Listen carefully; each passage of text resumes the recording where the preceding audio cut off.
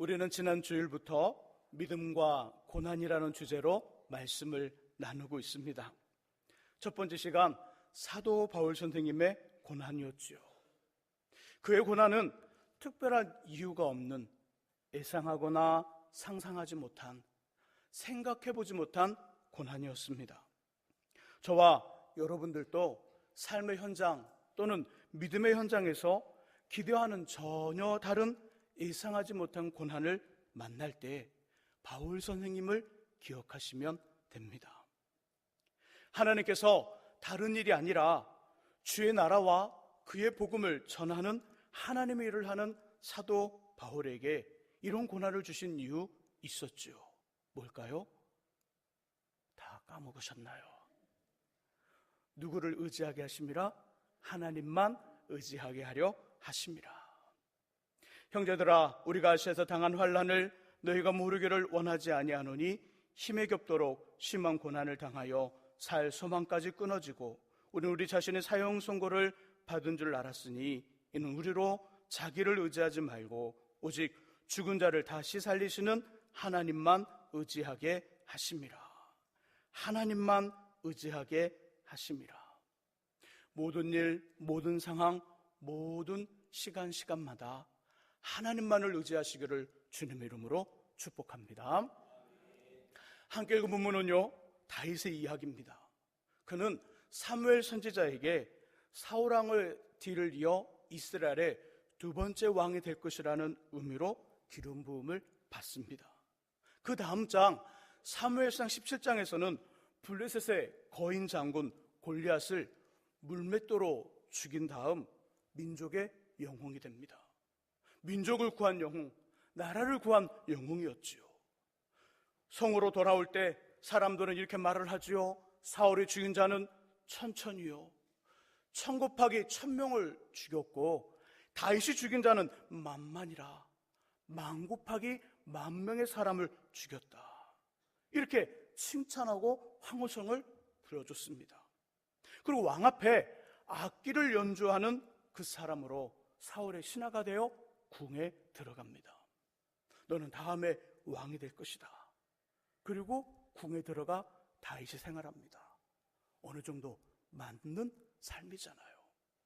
왕이 될 것이라는 말씀을 들었고 이제는 궁에 들어가 일을 합니다. 그리고 왕 곁에 제일 가까이 있는 그 왕의 옆에서 악기를 연주하는 사람이 되었습니다. 이 두 가지가 잘 맞는 괜찮은 인생 과정이지요.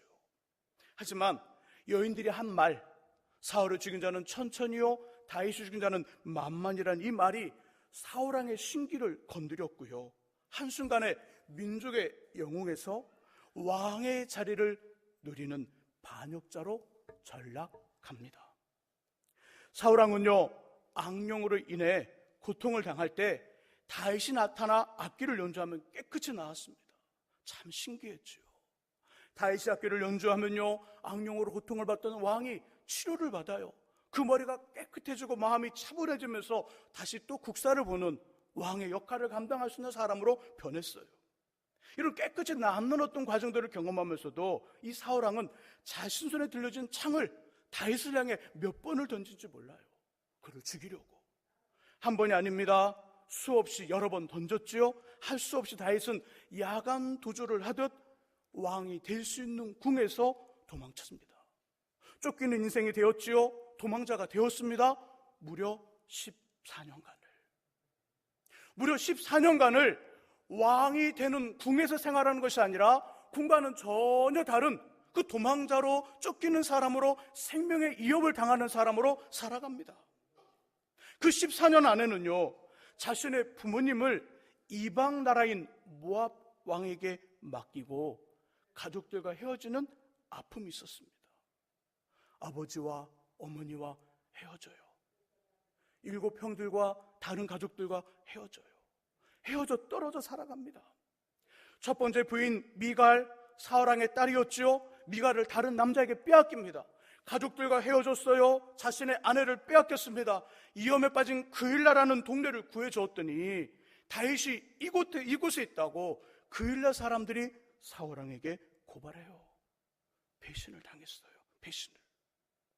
전쟁터에서 자신이 죽였던 골리앗 장군의 나라인 블레셋 왕 앞에서는요, 목숨을 구걸하고자 수염에 침을 흘리고요, 벽에 몸을 비비면서 미친 척을 합니다.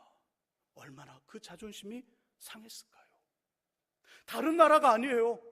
그렇게 큰 골리앗 장군을 자신이 이겼는데 골리앗 장군의 나라인 블레셋 왕 앞에서는 미친 척을 해야 돼요. 왜? 살기 위해서. 자존심이 완전히 짓밟히고요, 아예 없는 사람이 되어버립니다. 그리고 시글락이라는 다윗과 그의 사람들이 살던 성인데요, 그 성을 잠깐 비웠는데 아말렉 사람들이 쳐들어옵니다. 쳐들어와 다윗과 그에 함께 있는 사람들의 아내와 자녀들을 잡아갑니다. 가족을 잃은 위기, 그리고 그와 함께 있던 사람들이 우리의 지도자는 믿을 수가 없다고 돌을 들어 다윗을 향해 던지려 합니다. 죽음의 위기, 매우 급박한 상황을 만났지요. 몇 년간요? 14년간. 무려 14년 동안 우리 방금 전에 나왔던 이런 어려움들, 이런 고난들 말고도 너무너무 많은 고난을 겪었어요. 그럼 하나님은 왜 다윗에게 너는 다음 왕이 될 것이라는 의미로 기름을 부으시고요, 궁에서 왕이 되는 준비를 해주는 것이 아니라 왕이 되는 교육과 왕이 되는 과정과 왕이 될 만한 그 사람을 만들기에 선생님을 붙여준 것이 아니라, 이런 과정을 통해 조금 더 쉽고 안정적으로 왕이 되게 하는 것이 아니라 생명의 이업과 헤어짐, 배신당함, 급박함이라는 고난을 주셨을까요? 그 고난을 주신 이유가 뭘까요? 그것은 훈련 때문입니다. 훈련. 하나님은 뼈저리게 목격했어요. 훈련 없는 영광이 얼마나 그 사람을 비참하게 하는지. 훈련 없이 영광이 주어지면 그 영광이 그 사람을 비참하게 만든다라는 거예요. 훈련 없는 축복, 훈련 없는 복을 주었더니 그 축복과 복이 도리어 저주가 되더라는 거예요. 저주가. 훈련 없는 잘됨, 훈련 없는 높아짐, 훈련 없이 잘되게 하고 훈련 없이 높여줬더니 그 인생이 실패하고 아무것도 남지 않는 매우 가난한 인생이 되더라는 것을 자신이 직접 세운 이스라엘의 첫 번째 왕 사울을 통해 너무너무 뼈저리게 목격했던 거예요. 사울은 왕이 되기 전에 모든 인생과 신앙의 훈련 없이 왕이 되었어요. 사울은 왕이 되기 전에 하나님의 약속이 주어지고 그 약속을 성취하기 위한 감격, 하나님의 약속을 성취하기 위한 열정, 하나님의 약속을 성취하기 위한 어떤 그 사모함, 이런 눈물 없이 이스라엘의 첫 번째 왕이 되었어요.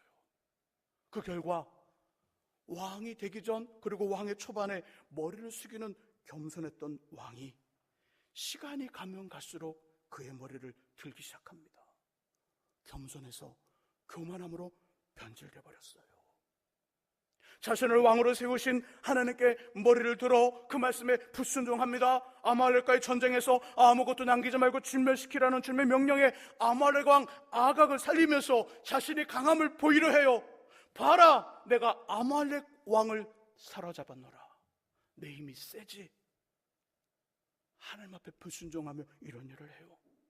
살이 찌고 튼튼하게 보기에 괜찮은 양과 염소를 살리면서 자신의 것으로 만들려는 욕심을 부렸습니다. 귀에 들리는 이 짐승의 소리는 무엇입니까? 묻는 사무엘 선지자의 질문에 당신의 하나님께 제사를 드릴 제물이라고 거짓말을 했습니다. 하나님을 향하여 머리를 들고요, 겸손함이 아닌 교만함으로 불순종합니다. 백성들을 향해서도요, 머리를 들었습니다. 분명 하나님의 도우심으로 아말렉과의 전쟁에서 이겼는데 자신의 이름을 이한 기념비, 몇 월 며칠 시에 아말렉과의 전쟁에서 이기다 사울아, 비석을 세워요, 기념비를 세워요, 자신의 이름을 드러내요. 블레셋과의 전쟁 때에는 주님이 그 아들 요나단을 도와 승리하게 하셨는데 이렇게 말합니다. 저녁 곧 내가 내 원수에게 보복하는 때까지 아무 음식물이든지 먹는 사람은 저주를 받을 것이라.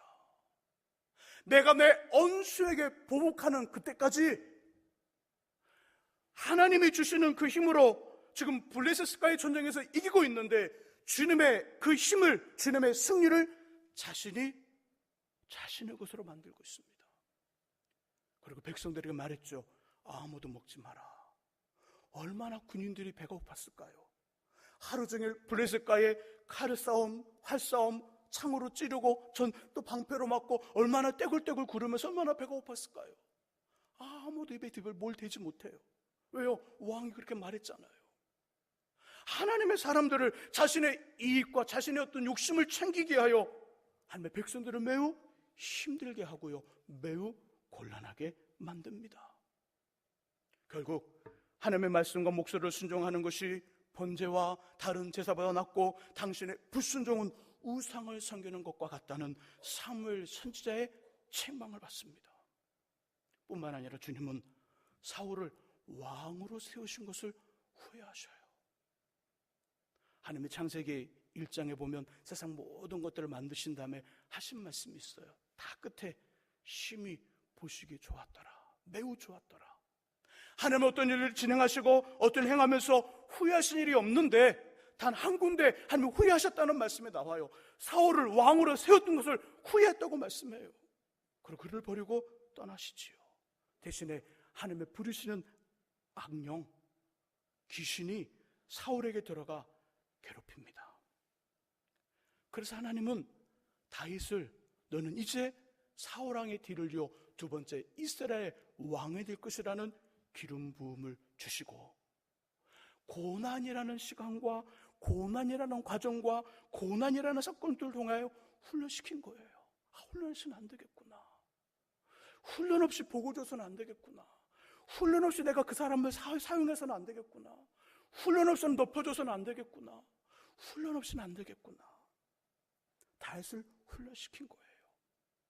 고난이라는 주님의 든든하며 안전한 큰 울타리 안에서 10년이 넘도록 다윗은 모진 인생과 눈물겨운 신앙훈련을 받습니다. 이 모습으로 인하여 다윗의 겉모습은 그 훈련을 하여 상처와 아픔의 흔적으로 가득했지만 그의 마음과 심령은 마치 푸른 바다처럼 끝없이 펼쳐진 초원처럼 하나님과 사람들을 향하여 한없이 넓고 깨끗하며 순수해졌습니다.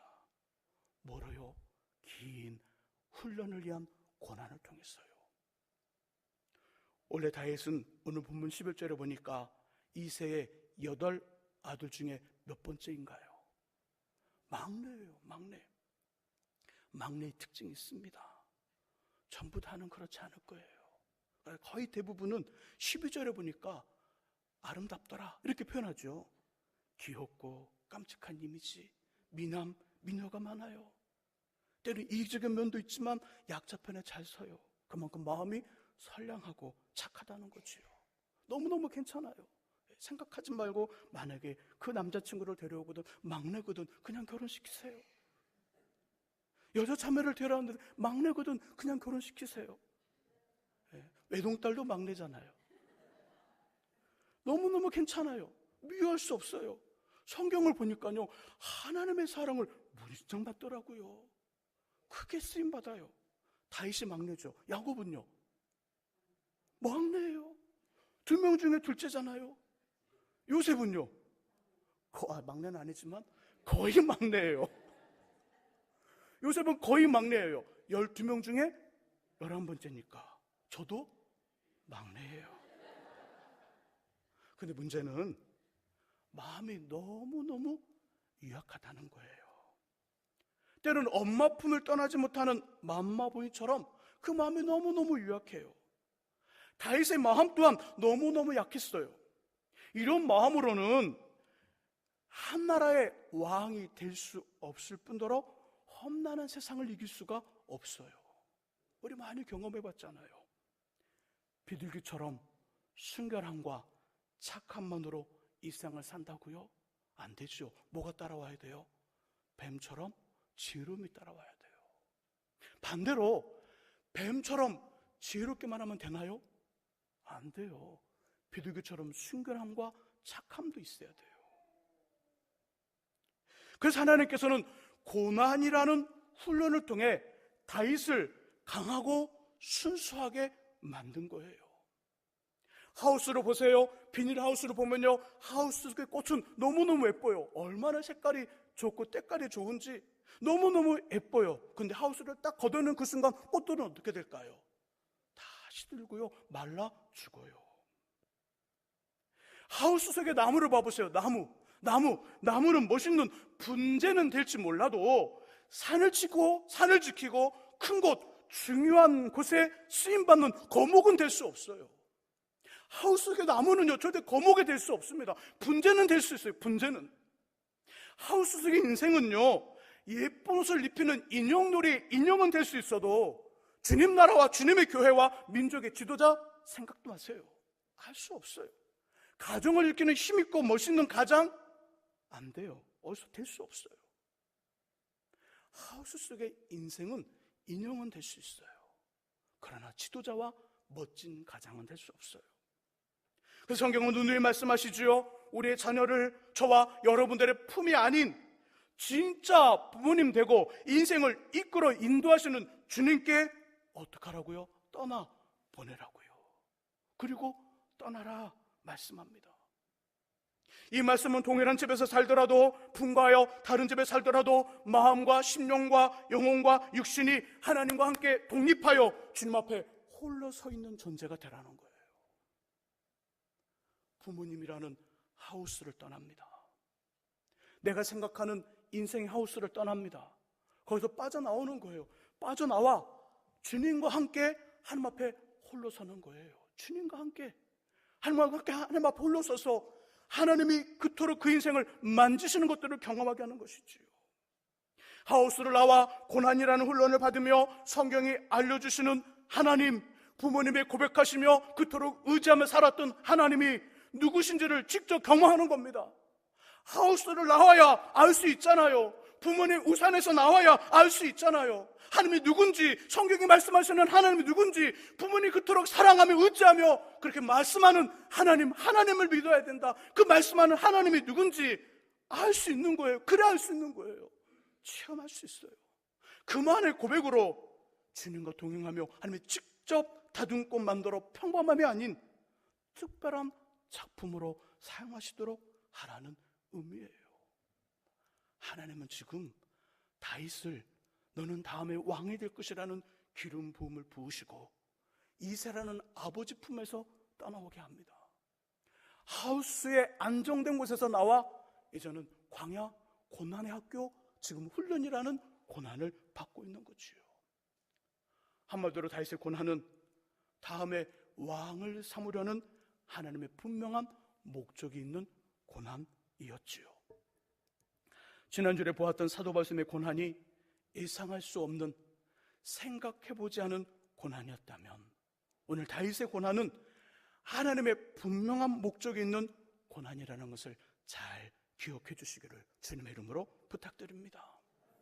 이 고난의 특징이 있습니다. 이 고난의 특징은요, 고난이 시작되기 전 우리를 향하신 주님의 목적과 계획과 뜻이 먼저 전달되어진다는 거예요. 저와 여러분들에게 알려진다는 거예요. 그리고 알게 된다는 거예요. 하나님의 목적, 하나님의 계획하심, 하나님의 뜻이 고난이 시작되기 전에 이미 우리에게 알려져요. 어떤 사람은 그것을 잊어버리지만 그 목적이 우리 안에 있어 고난의 중간중간을 견디고 버티며 끝내는 하나님의 성취를 보게 합니다. 하나님의 목적 있는 고난의 특징이 그런 특징이 있어요. 하나님의 목적이 먼저 우리에게 알려지더라. 그 다음에 고난이 시작되더라. 그 고난의 중간중간에 하나님 주신 목적이 그 고난을 이기도록 힘을 제공하더라. 14년이란 긴 고난으로 하나님 훈련을 받을 때 그 다윗의 마음속에 지어지지 않는 것 하나 있었다면 어떤 것이 지어지지 않았을까요? 그 처음 그 어린 목동으로 그 들에서 일을 하고 있을 때 아버지 집에 누가 찾아와 자신을 부릅니다. 다윗아 얼른 집에 가라. 너희 아버지가 찾으신다. 아버지가 찾으신 거 어떡하겠어요? 막 달려갔겠죠. 달려갔는데 딱 보니까 아버지 이세 옆에 누가 있어요? 갑자기 이사예요. 그러면 안 돼요. 무슨 선지자? 사무엘 선지자가 딱 서 있어요. 사모님이 부릅니다. 이리 와라. 이리 와라. 그리고 무릎을 꿇어라. 그리고 기름불병을 딱 꺼내 뚜껑을 열고요, 기름을 붓습니다. 이거 머릿속에 남아있었겠지요. 14년이라는 긴 고난의 시간을 갖추면서 이 다윗의 마음속에 잊혀지지 않는 것 하나 있다면 그 사무엘 선지자에게 받았던 이 기름 부음, 그때의 감동과 감격과 13절의 말씀 속에 보니까 기름병에서 뿔을 취하여 기름을 부을 때 하나님의 영에 감동되더라. 그 말씀 그대로 성령에 감동된 그 사건을 잊지 못했을 거라는 거예요. 하나님의 목적이, 하나님의 계획하심이 그 훈련을 위한 고난의 과정을 지켜주고 이끌고 있었다는 겁니다. 이 모습은요, 요셉에게도 동일하게 발견됩니다. 하나님 주시는 꿈을 잘 꾸는 요셉은 이스라엘 사람으로 애굽, 이집트의 총리가 되었습니다. 몇 살에 총리가 되었을까요? 몇 살이요? 이제는 손 내밀면 저거 분명히 아닐 거야. 그래서 대답을 안 하시는 것 같아요. 오늘은 정확해요. 몇 살? 30살. 30살에 애굽의 총리가 되었어요. 하지만 17살부터 30살에 되기까지 몇 년간? 13년간 말로 표현할 수 없는 고난의 연속이었죠. 이복 형들에게 배신을 당합니다. 은 20냥에 이스마엘 상인들에게 팔려요. 애지중지 눈에 넣어도 아프지 않을 정도로 사랑을 주었던 아버지를 떠납니다. 낯선 곳, 낯선 사람의 종이 됩니다. 그 아버지는 이 요셉을 너무너무 사랑하셔서 11명을 다 빼버리고 이 요셉에게 무슨 옷을 입혔을까요? 무슨 옷이요? 채색옷. 채색옷을 입혔어요. 채색옷. 왕과 귀족만이 입는 그 옷을 입혀줬단 말이에요. 그토록 사랑을 받던 아버지에게서 이제 떠나 종이 되었습니다. 낯선 곳, 낯선 사람의 종이 되어서 그가 밥을 먹었든지 잠을 자는 어떤 소리를 보든지 관심조차 갖지 않아요. 그냥 내려버리는 종이 되어버렸어요. 오해를 받아 누명을 쓰지요. 감옥에 들어갑니다. 그 감옥에서 왕의 신하를 만났어요. 꿈을 꿔내 해석해 주었죠. 술 맡은 관원장, 떡 굽는 관원장, 두 사람의 꿈을 해석해서 말합니다. 관원장님, 이번 왕의 새길 때 당신은 복직이 될 겁니다. 나는 이 감옥에 들어올 사람이 아니니 복직이 되거든 왕에게 말씀하셔서 저를 이 감옥에서 빼주십시오. 그래, 알았다. 약속하자. 그리고 정말 이 사람이 복직을 했어요. 근데 이 복직을 한 이 신하가 요셉을 몇 년간 잊었냐면 만 2년을 잊어버려요. 만 2년 동안 깜짝스럽게 얼마나 이게 기가 막힌 이야기인지 만 2년 동안 요셉을 생각하지 못해요. 잊혀진 존재가 되었어요. 그러나 13년의 길고 힘든 고난의 시작이 되기 전 요셉에게는 동일한 내용의 두 번 꿈이 있었죠. 고난이 시작되는 13년의 긴 고난이 시작되기 전 두 번의 꿈을 꿨는데 한 번은 볕단들이 자신을 둘러싸더니 절을 합니다. 또 한 번은 11별과 달과 해가 둘러앉아 그에게 절을 합니다. 두 번의 꿈을 꿨어요. 알려줬잖아요. 알려주고 13년의 긴 고난의 훈련의 고난의 시간을 가질 때 요셉의 마음속에 변하지 않고 흔들리지 않는 것이 있었다면 어떤 것이 있었을까요? 밤이 됐어요. 밤이 됐더니 지금은 공기가 많이 오염돼서 별이 보이지 않지만 별이 보이잖아요. 별을 보면서 어떤 생각을 했을까요? 11별. 아침에 눈을 떴더니 뭐가 떠올랐어요? 해가 떠올랐어요. 해. 밤에 달이 떠올라요. 해와 달과 11별이 자신에게 절을 했던 꿈이 기억납니다. 그 애굽은 농사를 짓는 곳이에요. 벼농사를 하는 곳이에요. 벼농사가 되는 이 가을거지가 되는 이 추수할 때마다 볕단을 보면서 어떤 생각을 했을까요? 맞다. 볕단들이 내 볕단을 둘러싸더니 절을 했지. 그 꿈을 기억했어요. 고난이 시작되기 전에 이미 하나님의 목적과 계획과 뜻이 요셉에게 알려졌습니다. 알려주고 고난의 시간 동안 그 요셉은 그 꿈, 하나님이 주신 목적과 꿈과 계획을 가지고 그 어려움들을 견디고 이겨서 결국 하나님이 주신 그 목적을 이뤘다는 것이지요. 저와 여러분들을 향하신 주님의 목적과 계획과 뜻이 크면 클수록 그 훈련을 위한 고난 클까요? 작을까요? 커요. 이쪽은 대답을 안 하시는 것 같아요. 오늘 별로 기분이 안 좋으신가요? 다시 한번 물어볼게요. 저 여러분들을 향하신 주님의 목적과 계획과 뜻이 크면 클수록 고난은 클까요? 작을까요? 네, 커요. 가치가 높으면 높을수록 훈련이랑 고난의 그 강도는 어떨까요? 커요. 우리를 향하신 하나님의 목적, 주님의 계획과 뜻이 크면 클수록 고난도 비례하여 크고요. 가치가 높으면 높을수록 고난의 강도도 비례하여 더 강해지고 강해지는 거예요.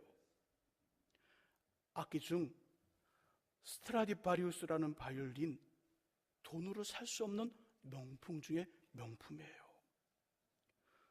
1644년 이탈리아에서 스트라디바리, 영어라 발음도 안 되네요. 스트라디바리가 태어났습니다. 그는요 평생 바이올린만을 만들었어요. 무려 1100개를 만들었는데 현재는 600개 정도만 남아 있습니다.